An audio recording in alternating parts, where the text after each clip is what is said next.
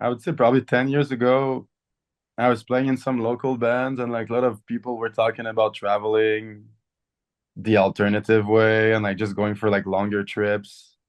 And I like started to play music, and I was kind of able to like do some busking where you're like playing in the streets for money. And I was making a bit of money with skateboarding. So I was like, okay, I might as well go for it, travel as long as I can. And I was able to survive doing that. So, and I guess the motivation was just to explore and be traveling and like meeting people. And I guess doing it like playing music in the street and hitchhiking, you end up like going for a longer trip than if you would be like getting money aside and like going for a month or something. So that was just a way to be like experimenting that. And it was kind of random. I just started to do it to cross the country to meet some friends, and ended up going super well for me. I like always had like good rides, never had some too like crazy or sketchy moment. And it kind of made me like explore more the spiritual side of life, just to be out there like exposed to like everyday like just decision that will like change the course of your travel, meeting people that end up helping you or like people that are not helping you. And it gave me a nice perspective of life that I kind of like try to keep with me even if I'm not doing this kind of travel anymore. Trying to keep that like perspective of listening to yourself, listening to signs, and like that kind of stuff. And it's kind of hard to like keep that in the everyday routine because that's easier, I think, if you're out there like on the adventure. You get to be confronted by elements of like just to know yourself more. And yeah, it's a challenge to keep that feeling and keep that like openness in the everyday life, because I don't travel this way. Like it's been probably like 4 or 5 years I've been like more settled. And if I do travel nowadays, it's like kind of more organized with like a budget and places to stay and all that. So, Yeah. but maybe one day I'll do these kinds of travel again. But for now, like especially with the family and having to go more with a schedule, it's like harder to like leave for 6 months on hitchhiking. So Yeah. Yeah. When you were doing that, what do you mean by it gave you a different perspective on the spiritual side of life? What do you mean by like it opened up those ideas to you that's hard to keep in regular day-to-day life? What was like uh, spirituality that was involved in doing that? it was mostly like being like on the road, up in adventure, like taking a chance to like do hitchhiking or like go somewhere with no money, and like being like struggling sometime, having like really hard times, and kind of like still believing in myself, and like kind of like made it through somehow magically with the help of people. I just ended up like finding a good place to sleep at the end, and like that being confronted to these choices every day and like these harder moments was like a way I could kind of like get to know myself more, and kind of felt like life was an adventure, like you go out there and like okay, there's certain places you want to reach, and like there's a way to do it. There's like different choices. Should I go like this way or that way? Then you listen to your feeling or some kind of signs you see in the streets. And like then I started to like believe in like a magical side of life, that if you're on adventure, it's like kind of a video game, like you can like people will help you, like challenges will make you stronger, like some stuff will make you weaker. And like it kind of me through like it put me to that perspective of being like on an adventure and like trying to keep that, because like life is just a big adventure, like. And of course going to a everyday routine, it kind of kills the inspiration that being out in the adventure could bring. And that's the stuff I learned mostly. Like you could like do meditation, you can do like some kind of experiences or read books, but for me like all of this was like helpful.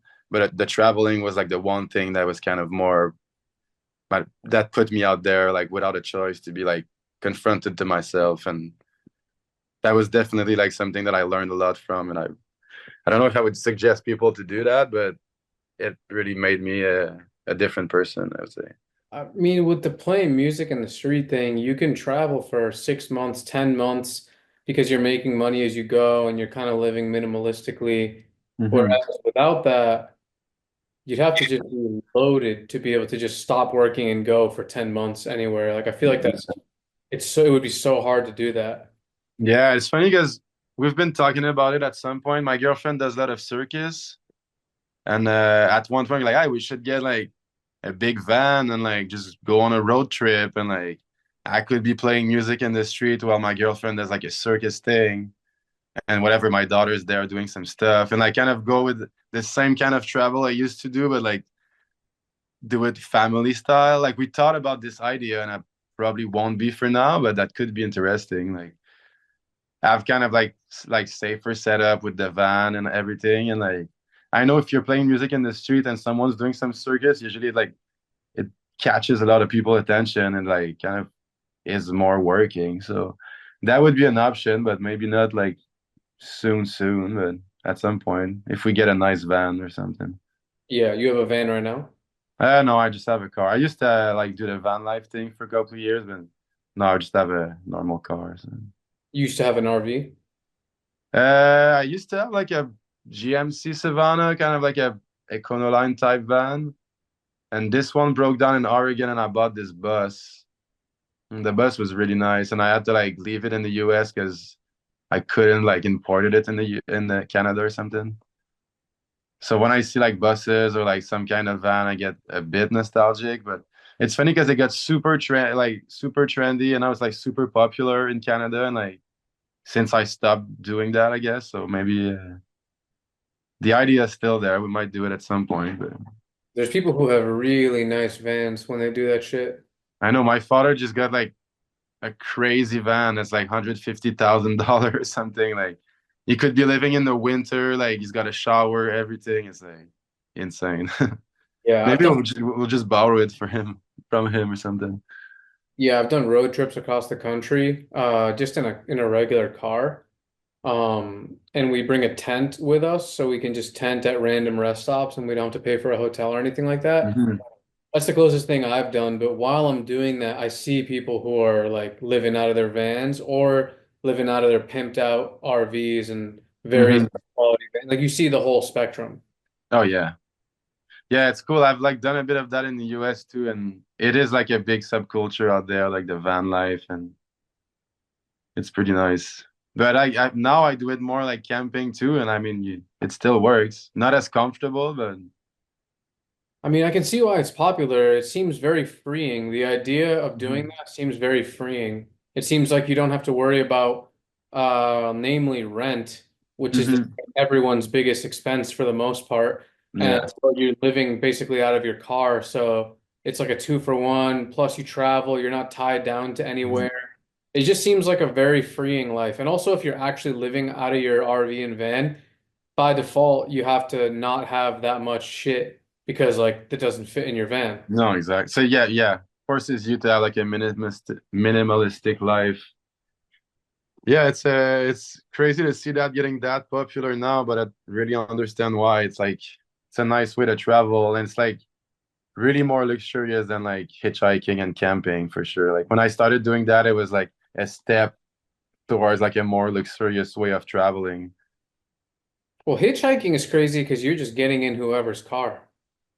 Yeah, and that's true. I mean, for me, it was like it's been really good, but like for sure, being like a male, like it changes everything. I've heard stories of like girl hitchhiking, and like it didn't went wrong for them, but there's a few times that weird stuff happened, and they had to like step out or like stand their ground. And I think like being a man probably like is better for that. Unfortunately, that's sad, but it's probably true.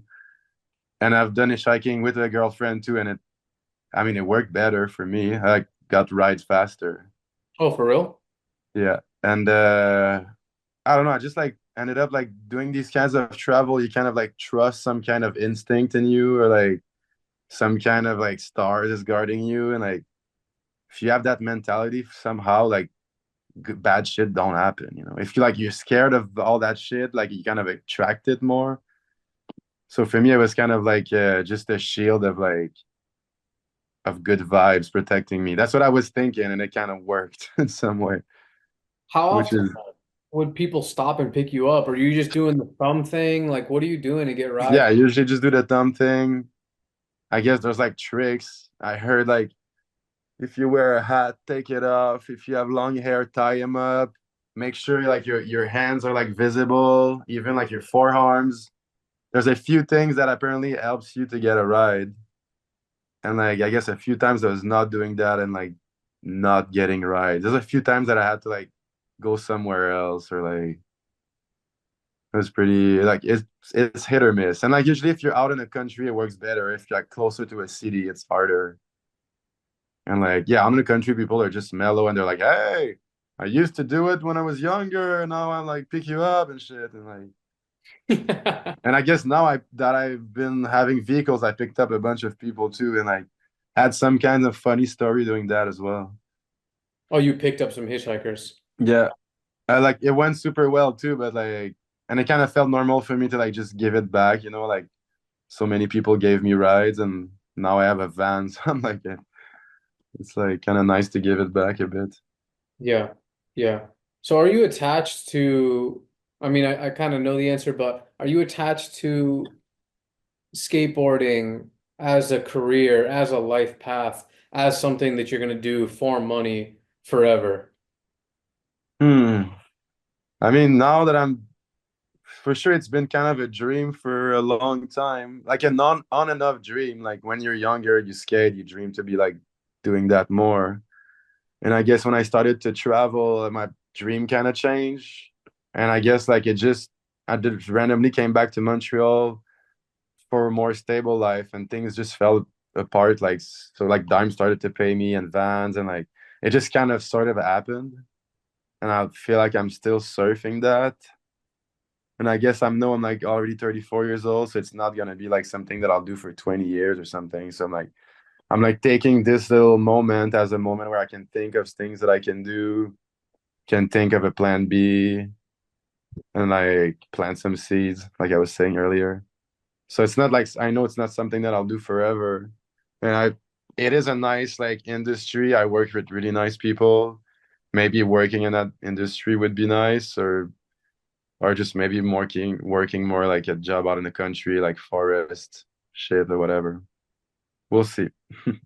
Yeah, because you talk about living off the grid sometimes and just what it would be like to be more in nature, more connected to nature. And Hmm. those things in my brain don't really go along with skateboarding. Skateboarding is more like you're in the inner city, you're in an urban environment where there's spots where the industry's at. Um, Talk about that. I guess your ideas of potentially moving out of the city and what that would do for you. I mean, I was thinking about it the way that right now I live in the city and I rarely skate. I don't skate 5 days a week. I skate maybe 3 days a week max. So like to be living off the city could be like a way of like, okay, I'm going in for like 2 days, get as much skating as possible, and I go back up north, do my little project, rest my body. And I think that would probably like I could probably skate as much this way, I guess. And like when we do trips, I guess I'll be able to go on trips easily. And like for sure we look at like places to buy and some stuff pops up and it's like 3 hours away or like 4 hours away. And I guess it's a little too far. We're trying to go for like 2 hours max. So we can have like some kind of transitional life, like so that's the goal for now, I guess. And like once I start living up the country, I can probably like get some contacts over there, maybe work in nature, maybe like work at a ski hill or something. I think like my mind will be able to like see opportunities once I'm over there, kind of. And I don't know, I feel like a lot of people like end up changing careers. Like my mom did it, a bunch of my friends do it. And I feel like it's not something we should be scared of. Like we always think like, oh, what are you gonna do in life for your whole life? But I mean, so many people end up like doing different things and changing their career. So like, I'm not too scared. And I feel like I'm blessed to be doing that right now. I'll try to surf it as long as it's enjoyable. And yeah, probably do something after. I'm like, been playing a lot of music lately, like playing in two bands. I'm like trying to push that too. It's not something that's certain or whatever, but I have like the time to push it now. So I'm like trying to go for these little side projects while I'm still skating, which is usually pretty doable because we have a lot of time on our hands, I guess. Yeah.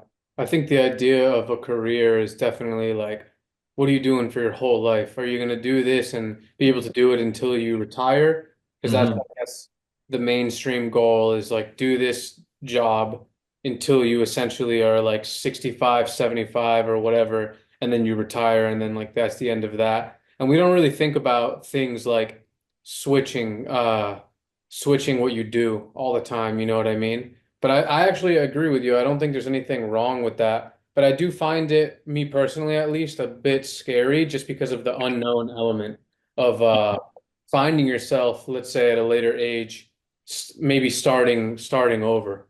Or at least it'll feel that way. Hmm.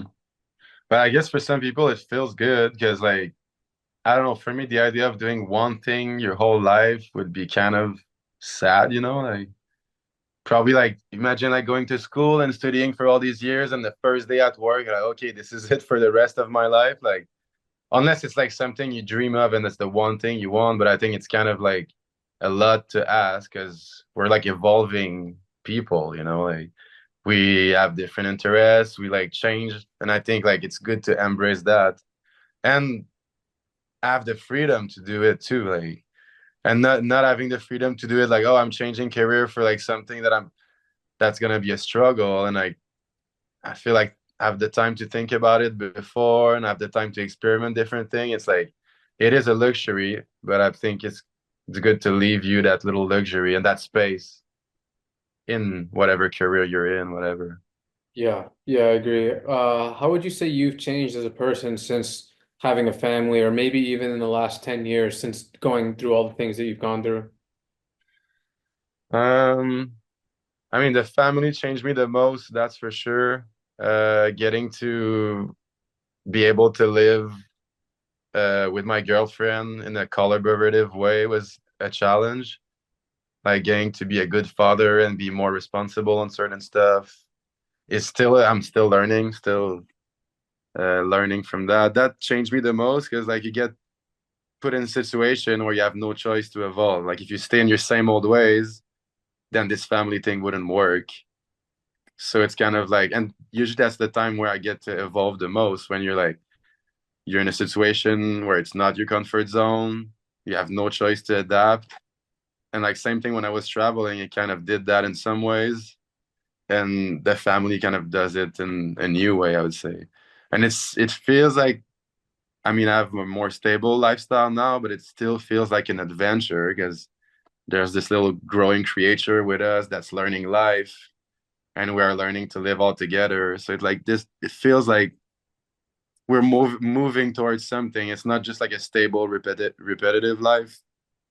And yeah, I guess my main thing is to be able to adapt. And like I remember when I was traveling after a couple months out in the road or in the different countries, I was like dreaming of stuff that I could do back home, like starting a band, starting a few projects.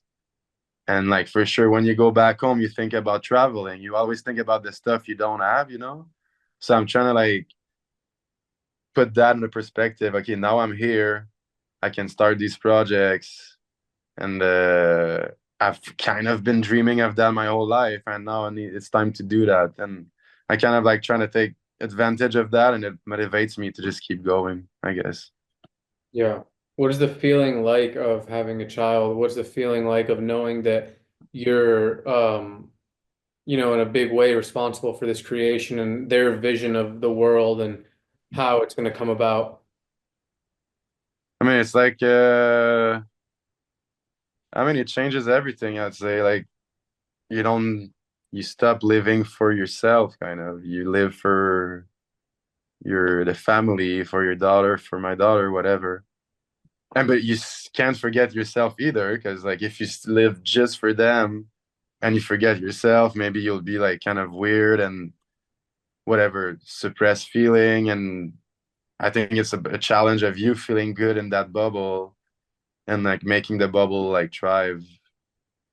And yeah, I'd like it's the kind of stuff that you feel like you're never ready for it, but once it happens, like there's some instinct in you that makes you feel like you had it in you, and like then you're able to make it. And I feel like to tap into that is probably like a good thing to do.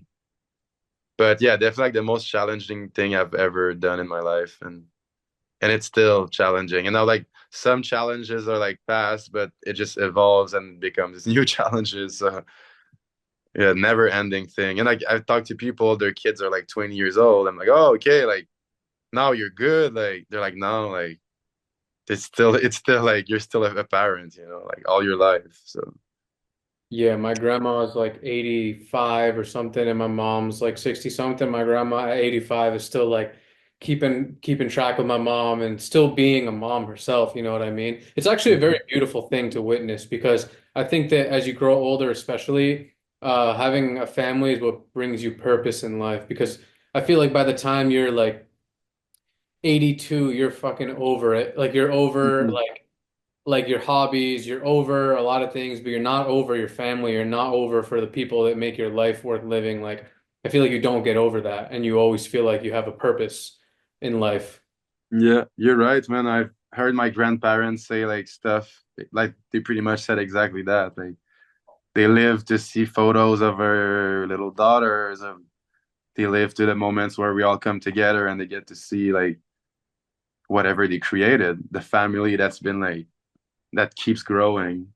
And there's something magical about that. Like it really brings the whole family thing a different perspective, and like it reminds me how much important it is. And I've got closer to my mom, closer to my sister, closer to my father. It's like a big magnet of love in your family to have a child. Yeah. How do you deal with I guess your expectations as a father, your expectations of what you want your child to be like, or what you want your child to do, or maybe the hobbies you want them doing, and knowing that, it's better if you just let them be themselves. How do you deal with that? I guess it could be hard. Like I'd be stoked if my daughter was more stoked on skateboarding. She is stoked on it, but like she doesn't put the time to like. I mean, she's gonna be 4 years old, so I might be rushing. But I mean, at this point, I'm like just happy that she has interest in different stuff, and I think like giving her the tool to be able to like find the stuff that she likes. And like for us, it's been a big thing. Like we're trying to go with like no screens and no candies, no sugar. We're kind of like pretty hardcore about it.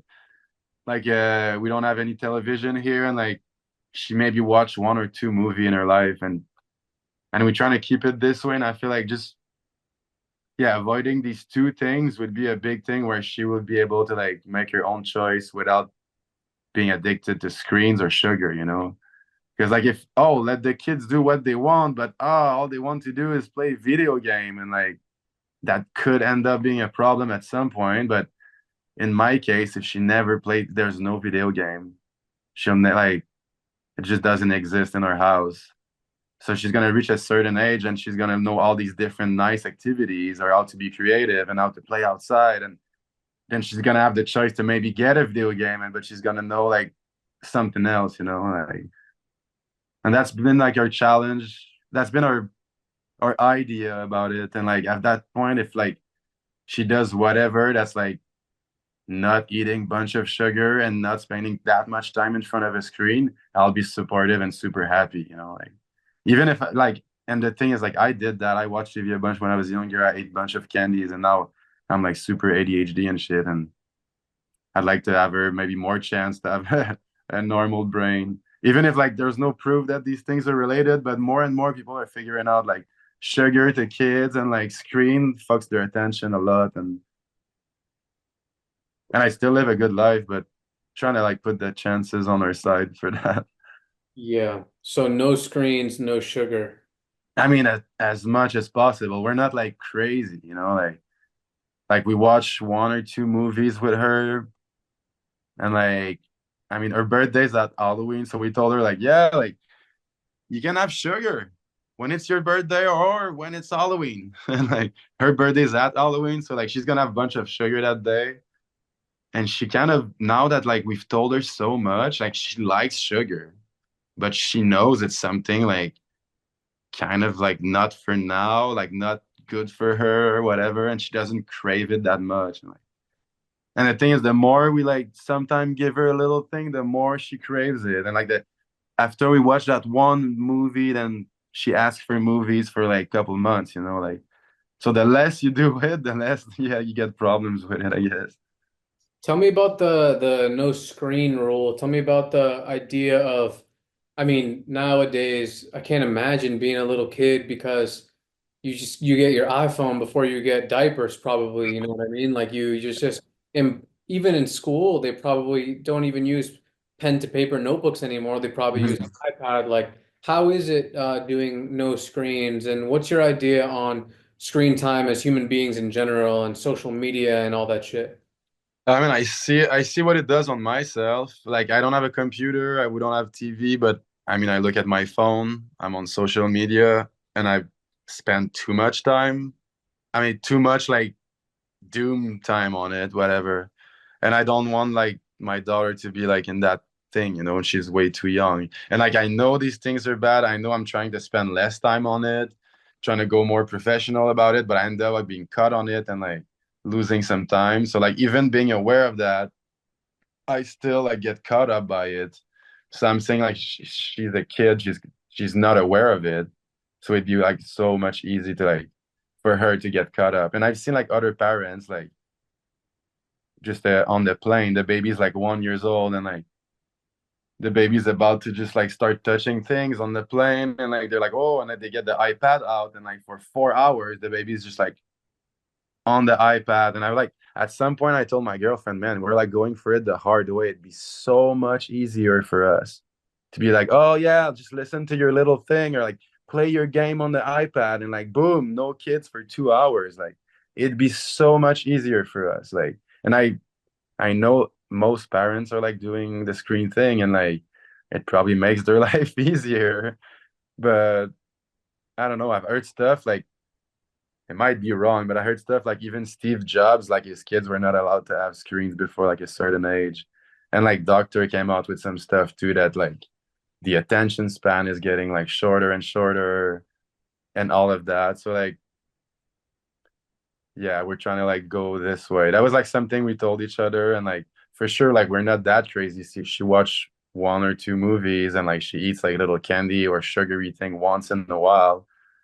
But I feel like the more we keep it occasional, the less she's gonna crave it, and the less it's gonna be like, oh, like I want something that my parents don't want. Like just and like we're like pretty good to find activities to do with her, play with her. Like she's so hyped to read books. Like reading a book at night is like kind of her little TV time. Like I mean, we read it, but there's like images and all that. So like for her, it's like she's so hyped. She wants to read like 3 books at night, and like it does the same trick, I guess, as like watching a story on the phone, whatever. Yeah, I think for sure it's decreasing our attention span. I think it's like an attention span decreasing application. And I I, think for that sure. I don't think it's good for us in the long run to use it the way that we use it. And like I said, like growing up as a little kid using that, I can't fucking imagine. Like I started using Instagram when I was probably like, I don't know, as soon as it came out. I don't know how old I was, but it definitely wasn't since I was like 4 years old. You know what I mean? It didn't exist at the time, and Hmm. I just can't even imagine what it does to your brain because even if I just use it for like a month right now today, I think that my attention span gets lower. I think my happiness gets lower. I think my secure or my insecure state of mind gets lower. And recently what I've been doing is like I delete the app off of my phone and I just like if I go on my desktop at night to go look at whatever someone's Hmm. phone, like it's genuinely less addictive if the app is just not on your phone. Like if you could just go on Instagram.com on your computer, Hmm. far less addictive. And I find it's truly in the past week and a half made my life better, truly. Wow. Yeah, I heard some friends they're doing that actually, and it kind of makes sense. Like you still need to go on there, maybe do some kind of business, But I feel to be on the desktop, maybe it's like, okay, like business time. I'm not like just scrolling for no reason. And I'm thinking about to get a laptop and start like being more professional about it. And that would be a really good way to do it. Because you need to like, it's a really great tool. Like it gives you a bunch of advantage, connects you with people. You kind of know what's going on in whatever scene, whatever industry. It's like a really helpful tool, but it ended up being like an addictive tool as well. And like, it's like a double-edged knife. And I guess like the techniques you're doing is a really good one. Sometimes it's unbelievable when I look at the hours I spend on the thing. Let's say it says like, oh, 2 hours total time on Instagram today, or let's say 6 hours total time on Instagram. Hmm. I'm like, that's fucking crazy because of what life has to offer. You know, life has so much to offer, like making music, making art, exercising, different hobbies, traveling, spending time with your friends. And I really just spent 6 hours on this thing. How did I even spend 6 hours on this thing? Like, you don't, the time will slip past you so fast. Um, but I wanted to ask you also about music, is how you feel when you make music and when you started doing that. Music's I kind of I did some music like at high school with like the high school orchestra. And I kind of gave up to focus more on skating. And I've kind of started music again. My friend like broke his ACL and like started to play guitar. And I was like, man, if I broke myself and I have like can't skate or something, I'll need an extra activity. So I started to play harmonica and like got into that and slowly like started other instrument, played in like little bands. And since then I like knew that it was kind of like as important for me as skating. Just like the feeling and like super complementary too. You know, skateboarding is more physical, a bit like violent, like extreme, but you can still be really creative. You can dance on your skateboard and like kind of express yourself in a way. And music is a little more intellectual, maybe you'll maybe more emotional, I'd say. And I feel like they really go together well. And like since I started to get stoked on music, I felt like it was just like rock and roll, you know, like roll all day, rock all night, kind of that little motto in me. And so I've always been around music. When I was traveling with music, kind of living off that. And now that I play in lately, I've been playing in a traditional Quebec music band, which is kind of like Irish music, like fiddle music mixed with French lyrics, and which is more like purist, acoustic, like kind of traditional music. And that got me motivated to start more like a rock band. And now that's been new since this summer. It's kind of my new little project. And the two bands are I have like different feelings. Like one band, I write all the songs. I brought everyone together. I like play guitar and sing, and it feels more personal and feels like it could go anywhere too. We don't have any like genre or anything. We're just trying to play like whatever we want. So I feel some kind of freedom with that project, and we do a lot of improvisation, and that's kind of a way to really get into music and not just like play it mechanically. You have to feel it and like make it up as you go, and like that's the kind of stuff I do music for, I guess. Yeah. And the traditional music is just different vibe, more like drinking music, and it's cool to keep that like tradition alive, which is kind of like a dying tradition right now. So I guess I'm super lucky to be able to play in these two bands, and it goes pretty well with skateboarding, especially rock music. We played a lot of show that was like for a skate event, a homie skate party, and we're playing Saturday at this DIY skate park that's like they want to close it down, so we're like doing a show to save it. So I guess like the rock band and skateboarding has been like kind of like together a lot. And I see more of a connection between rock and skateboarding than like traditional music. And it's been really nice. Like skate events, I get to skate and play a show after. It's like what I like to do. So I'm like pretty hyped. Yeah, that's dope, man. Tell me about the improvisation in music. How does that work? Is it kind of like, I know jazz can sometimes be, it's like improv, and I think that skateboarding can sometimes be improv as well, just like adapting to your essential landscape. Uh, Hmm. when it comes to music, specifically music with a group, because I feel like improv, if you're just playing alone on a guitar or drums, is one thing, but making it flow in harmony with the other people playing is a totally different thing. So yeah, tell me about that. I mean, it's you really have to find the right players, and I guess there's a reason why there's not a lot of bands who do like improvisation. I'm talking about rock bands. Like you mentioned, in jazz, it's like a really traditional thing to improvisate. But in rock music, you don't hear that really often because I think it is a dangerous thing to like not really know when to stop the little jam, or like you get to have to communicate with the other members either musically or either like just doing signs. And like we started our little rock project, and everything we did was just improvise. We just jammed together. Then we started to do some songs, and like every time we jammed, even improvisate, like our communication was getting better. And now when we jam, we have like this kind of language. Like if I do this kind of riff, the bass player knows we might go somewhere else. And like you get that kind of like language that we're like using now. And it's like it's hard to like develop that with anyone. Some people are like really more like open for that. I guess you kind of need a player that listen a lot, because some player will just play and like it'll be harder to like have them like listen to what you're playing and get to change whatever jam you're playing in.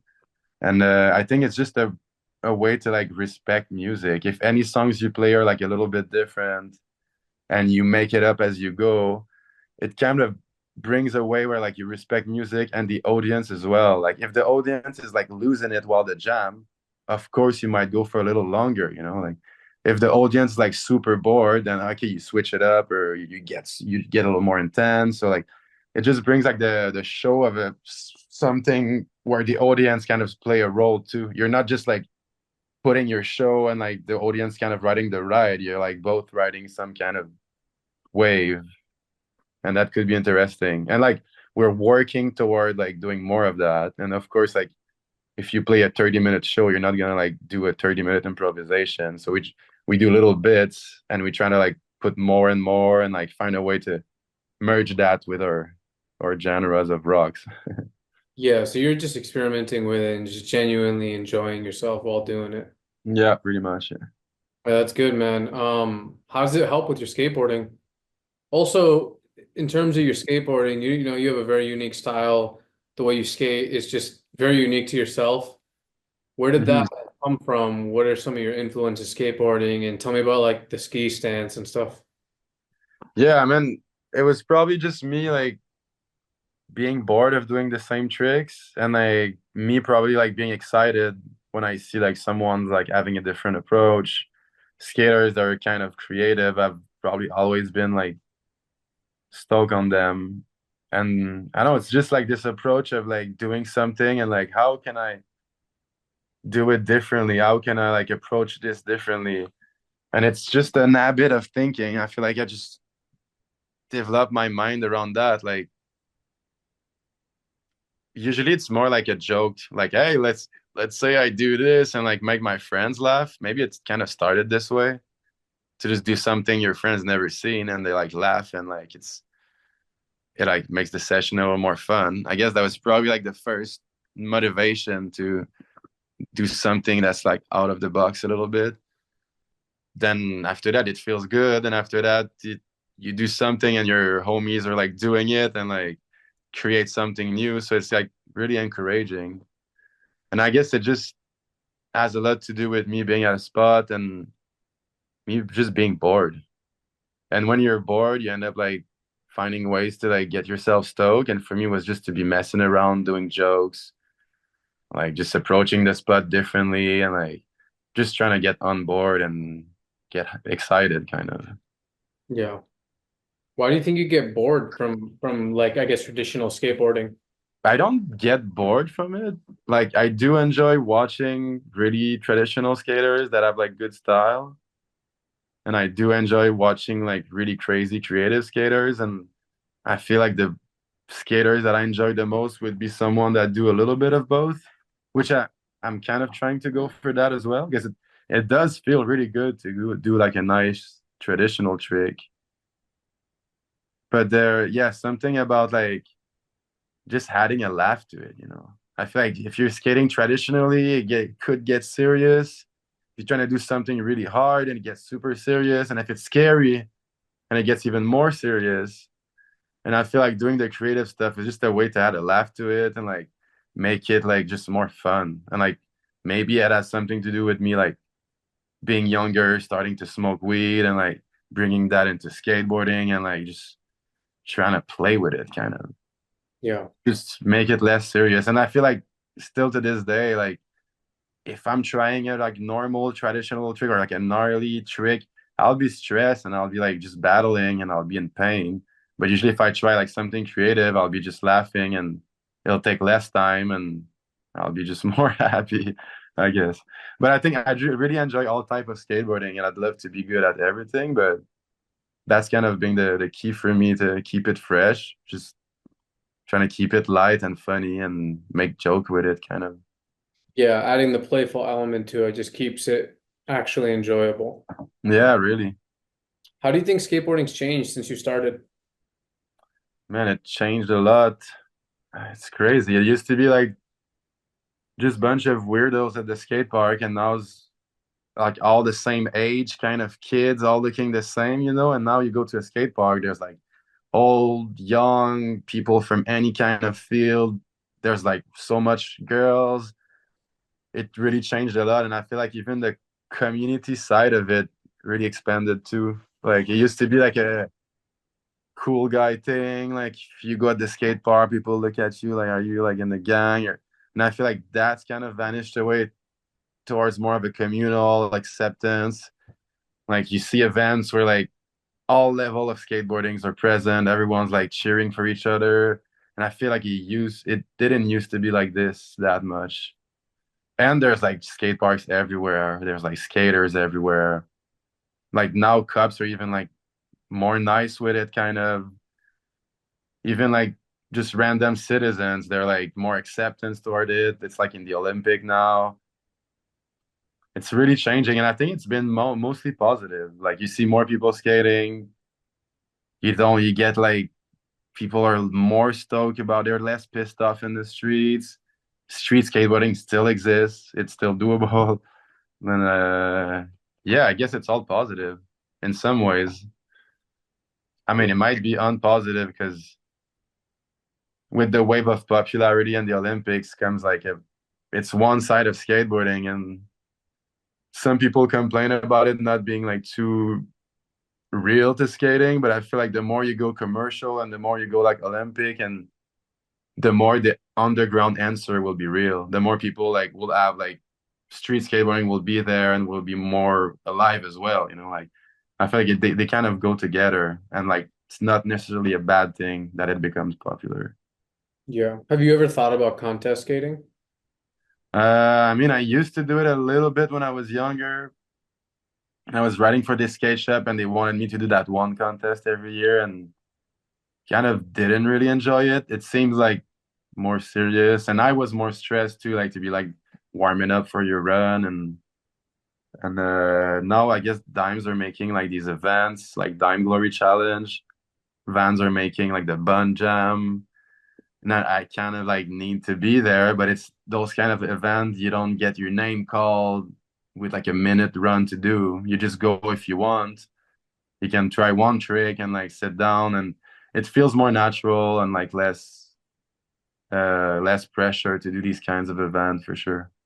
I think those ones like the Dime Glory Challenge and they just feel less sporty. They feel more in my opinion, in the spirit of like what I think skateboarding is supposed to be, which is like a mixture of, creativity, fun, rebelliousness, self-expression, Hmm. that type of thing. It feels like it belongs there, you know what I mean? Hmm.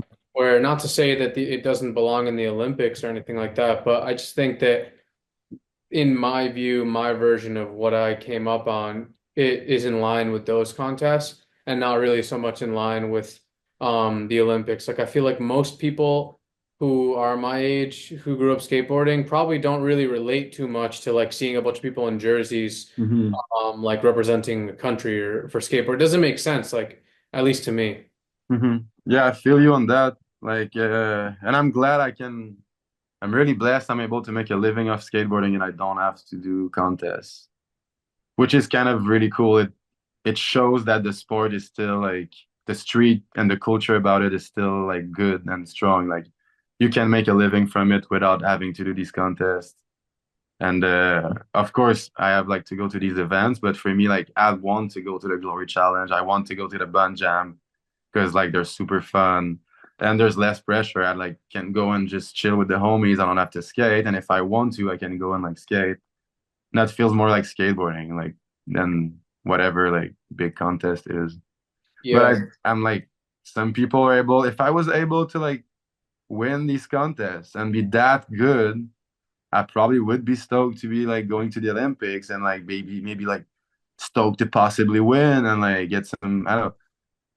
I probably would enjoy it, but it's just not my capacity. So I'll do other stuff. Did you plan when you were growing up, did you think to yourself, oh, one day I'm gonna make a living off of skateboarding. This is gonna be my life. Was that a planned thing or how did it happen? Like yeah, for sure, it was more of a dream than a plan, and it was not like a serious dream. Like I want to be pro skater.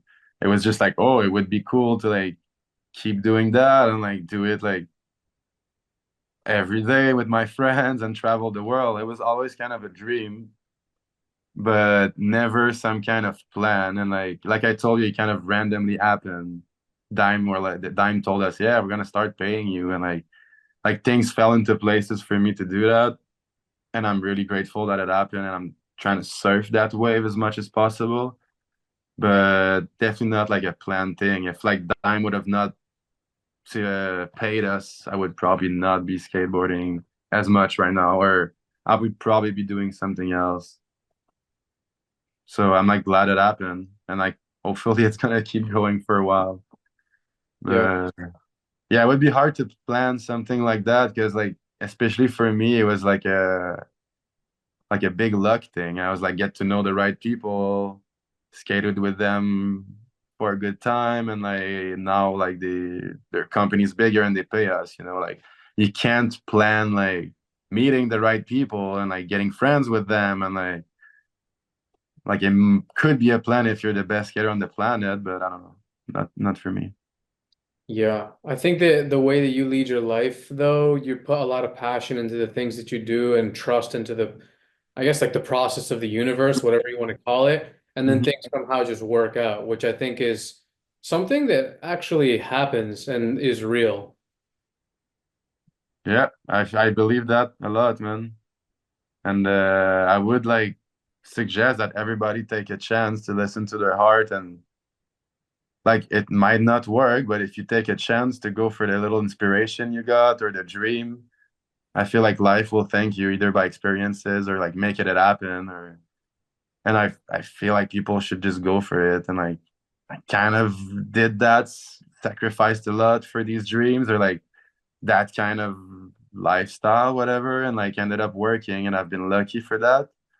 But for sure, there's a time where I kind of made decisions where I just, okay, I'll hitchhike my way and go to skate in California, trying to like skate more and meet some people. And like, I don't know if that made it, these like things makes it for me, but I guess it was just good to take a chance and like learn from like going out there and like follow that dream kind of. And I feel like the outcome of the dream is not the important part, but mostly like the experience or the knowledge you got from like going after it kind of. Yeah. What do you see for yourself in the future? Do you have any plans, any things that you're working on? I mean, music's a big thing. I could see myself making some music for a living. That's like another dream, but it's not a dream where I'm like putting everything into it. It's a dream that I'm like kind of like putting some stuff towards that. And if it doesn't work, like just to be able, like, just the knowledge that I'll get from that will be nice. So like music's a big thing for me at the moment. I've been like doing some kind of stuff. My father's got a coffee roasting company. I was been doing some stuff with him, starting like a little sidelight company. And if not, I don't know. I really enjoy like doing snowboarding, outdoor stuff. There's like maybe becoming a guide for like backcountry snowboarding, or maybe like working out in the forest to check if the nature is doing fine, doing some report. I don't know, something, some ideas that I have, nothing too clear, but I have a few ideas, and I feel like as I go, like some of them will make more sense than the other. And I feel like living out in the country, like my perspective is gonna change about like what is possible and what is not. But I don't know. I have like all these like millions of projects and ideas, and I feel like they're all gonna fall into places or not if they need to. Yeah, that's amazing, man. I think about living in outside of the city. I live in Manhattan, and I think about living outside of the city kind of often. Not because I'm ungrateful or anything like that, but just because you get so much of one thing, your mind Hmm. naturally gravitates to the other side. Your mind naturally gravitates to, oh, what would it be like if you were kind of more in the woods and kind of more. Hmm. And when I think about that, I realize how little I understand about the way the world works in terms of nature and the forests and like the jungle and how everything is connected and the where our food comes from and how we get our food and how to grow our food or how to source it and how to and ultimately, I think that all of those things have very much to do with a real, natural, healthy way of life like, where you feel more alive and you feel more in tune with yourself. And I was reading the interview you did with Jenkum. Shout out to Jenkum, and you talking about kind of these things about understanding how nature works when you live in it, when you're more inside of it. Because being in a city, we're just naturally disconnected with the natural process of life. Like what we think is life is just one aspect. You know what I'm Hmm. saying? Yeah, yeah, I feel you on that. No, that's for sure. And like, there's times where I was living in a small town in BC. Like, I spent a winter there. I remember like just feeling like my life was more magical. Just like to walk home and see like landscapes of mountains, like just being really close to nature every day.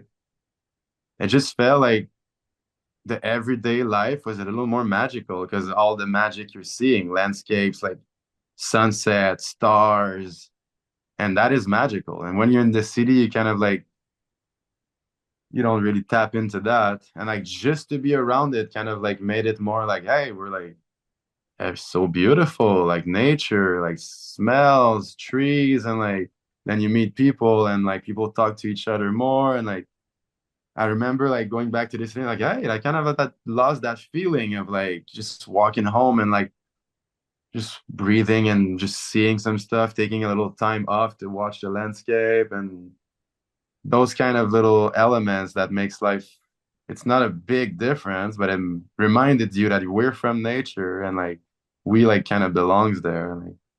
And I get to lose that if I'm in a city. Yeah. Even if Montreal's a small city and we have like a mountain and it's like pretty green, still need to escape it like once every 2 weeks or something.